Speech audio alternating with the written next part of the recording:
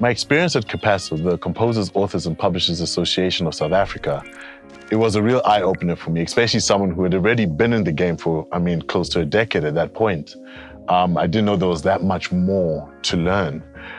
In actual fact, what it showed me was that there's a huge disconnect with regards to the information between, and I almost say, it's almost like I call the academics, as in those who are in the know, who understand the music business, and the creative industry. There's a huge disconnect.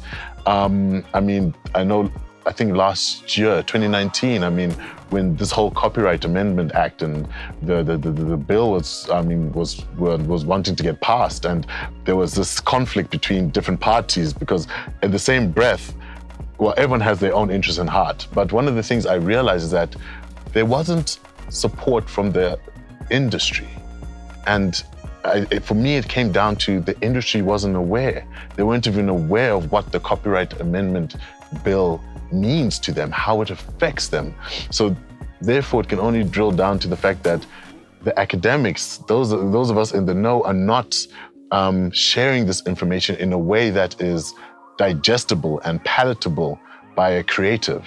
And, so that's basically the gap I saw. And I don't see myself as the smartest man on the planet, to be honest. I actually I'm like a creative-ishy kind of person. But I remember thinking that, if me, Munya, and I know I don't even consider myself an academic. I actually, after university, I even told myself I'm never going back to school again. But when I joined Capasso, I had to go back to learning and understanding a lot more. And I did a few courses, which was great. But it's if I can understand it, then I feel anyone can understand it. And I think I've mulled over it enough to the point where I think I can even relay the information in such a way that someone who's a creative can start looking at the industry differently. Or if there are enough creatives, if we've got enough creatives, we need to start grooming business-minded people within the industry then. So if the creatives don't want to understand, if they want to focus on just their art and creativity, that is fine. Then we need to at least still have someone in the room who understands the business and make sure that the I's are dotted and the T's are crossed. It's so vital because, that was the biggest eye-opener for me, just that disconnect. So it's a problem.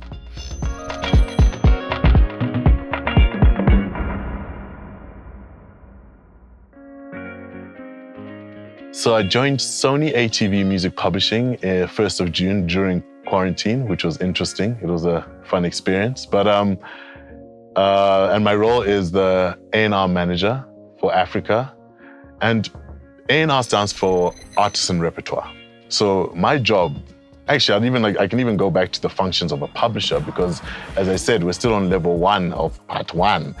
We still don't even understand the roles of these different entities. I think, so even as a publisher, I often get asked for label services, which we don't do at all, and it's only because of that confusion.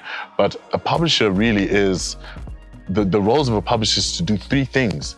Number 1, publishers only deal with songwriters or producers. So that's one thing, that's their function. The only time a publisher will work with a performing artist is if that performing artist produces or writes their own lyrics. Hence why at Sony ATV, we've signed the likes of Busiswa and Something Soweto and Mapurisa. And when we sign them, we're not signing them for the reasons that I guess the public know them for them being performing artists. We want their ability and their skills of being a songwriter and being producers. So the roles of a publisher is 3 things really. Number 1 is to make sure that your copyright is protected.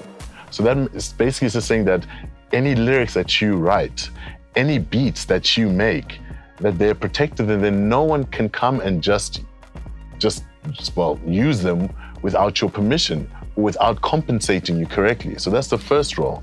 The second role is to make sure that you're getting your royalties as a songwriter or producer, because there are royalties due to you for being a songwriter and a producer. So it's making sure that you're registered, your songs are registered with the various different collection management organizations, also known as CMOs. In South Africa, the main ones are Samro, Capasso, Sampra, and RISA. And it's making sure that you're registered with all these guys to make sure that, well, we deal with only Samro and Capasso because they deal with composers and authors. So it's to make sure you're registered there, your music is registered there, so that you're collecting your royalties correctly. And the third role, which is now my role as the A&R Manager, is to find you work. So the long and short of it is, look at me as a recruitment agent. My job is to find the best producers, to find the best songwriters. And then from there, my job is to then find you work, like a recruitment agent is. So my job is to find you work, and finding you work could be collaborating with another artist. And collaborating in this sense is you writing or producing a song for someone else. It's not you collaborating, performing, where it's now featuring. It's about you writing a song for another artist, for a performing artist, or producing a song for them. It's not always about commercial music also. You know, some of our producers do what we call mood music and bed music, and that's the music which has ended up being used in film and television, where that background sound, the background music that evokes emotions. So that kind of eerie sound if you hear when you're watching a horror, or that is also me getting you work. And even another place where now you're seeing music is being used a lot more is in games. So even if there's opportunities in games to get placement, that's the job and my role alongside the rest of the team.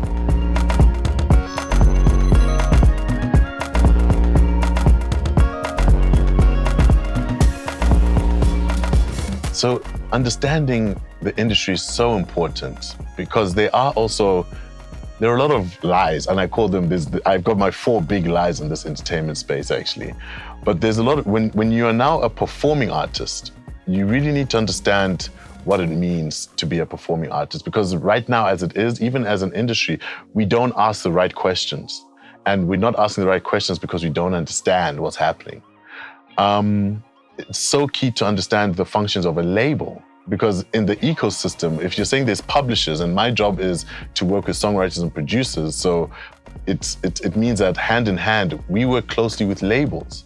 And it's not just exclusive to Sony Music Entertainment, we work with all artists. So then it's important to understand that publishers are the ones who provide they assist the performing artists by providing produced songs and lyrics to assist the performing artists. And then what happens on the label side now? That's where now you talk about licensing deals. That's where a label will potentially invest in you to shoot music videos and the like, marketing, promotion. They make sure your music is all available elsewhere, or they do artist deals even. And again, certain services are there.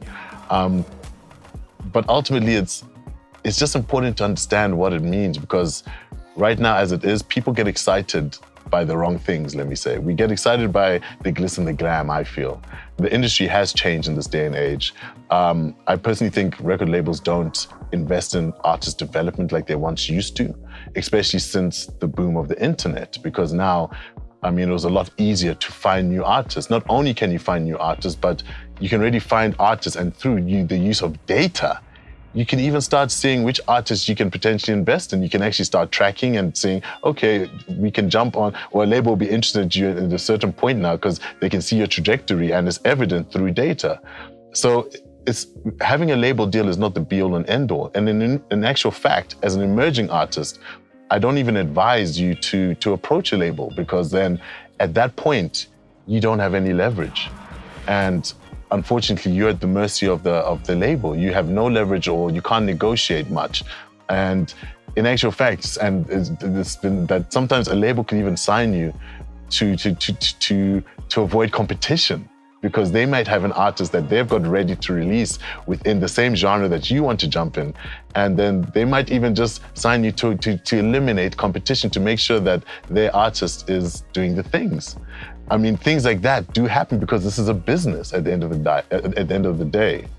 Another lie I feel is that if you have money within the space, you can make it. I mean, the truth is, money does assist, but without strategy and planning, you will keep on having to start from ground zero.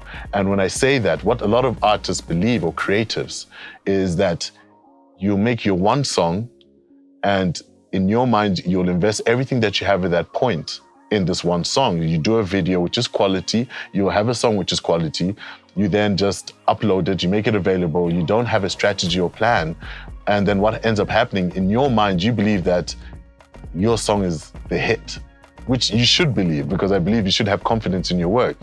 But in reality, it doesn't necessarily always work out like that. So what ends up happening is you invest all this and in your mind, you believe that this song that you're putting out you're gonna recoup enough to be able to invest in the next single that you wanna drop. But then what ends up happening is that not much happens, or maybe there's not as much traction. Maybe you get a few spins on radio, your song gets played on TV, but in terms of everything else that you imagined was gonna happen, doesn't happen. And then what happens is that you're at ground zero again, because now you've got no money because you spent it all. So now you have to save. And then what ends up happening is that during that time when now you have to start again from scratch, you're saving up money because you've got another single that you want to drop. There's a million other cats out there who are hungry, who are dropping music. And the world has become a global village. So this industry is about consistency. So if it doesn't matter if you can have as much money as you want, but if you are not strategizing and using that money properly, it will end up just being a waste.